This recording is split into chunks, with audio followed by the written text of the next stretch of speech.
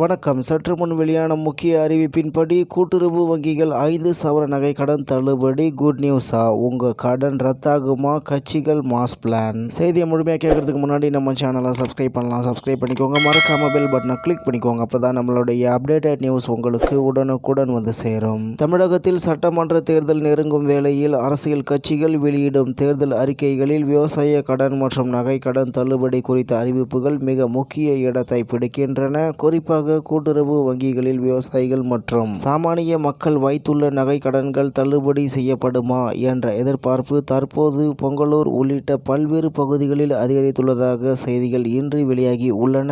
வழக்கமாக அரசு ஒரு தள்ளுபடி அறிவிப்பை வெளியிடும் போது முதலில் அதற்கான தகுதி வரம்புகளை நிர்ணயம் செய்யும். கடந்த கால நடைமுறைகளை வைத்து பார்த்தால் கூட்டுறவு சங்கங்களில் 5 சவரன் அல்லது அதற்கு குறைவான எடை கொண்ட தங்க நகைகளை அடகு வைத்து பெற்ற கடன்கள் மட்டுமே தள்ளுபடிக்கு எடுத்துக் கொள்ளப்படுகின்றன.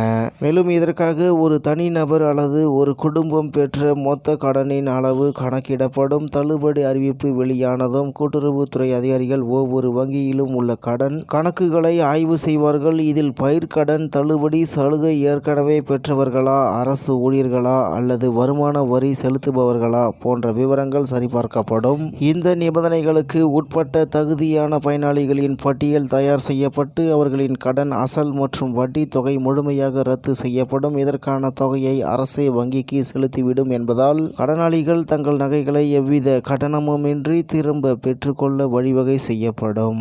இப்போது பொங்கலூர் பகுதியில் உள்ள விவசாயிகள் மற்றும் பொதுமக்கள் மத்தியில் இந்த எதிர்பார்ப்பு காட்டுத்தீயாக பரவி வருகிறது. தமிழக சட்டமன்ற தேர்தலின் போது ஒவ்வொரு முறையும் அரசியல் கட்சிகள் போட்டி போட்டுக் கொண்டு இலவசங்கள் மற்றும் கடன் தள்ளுபடி வாக்குறுதிகளை அள்ளி வீசுகின்றன.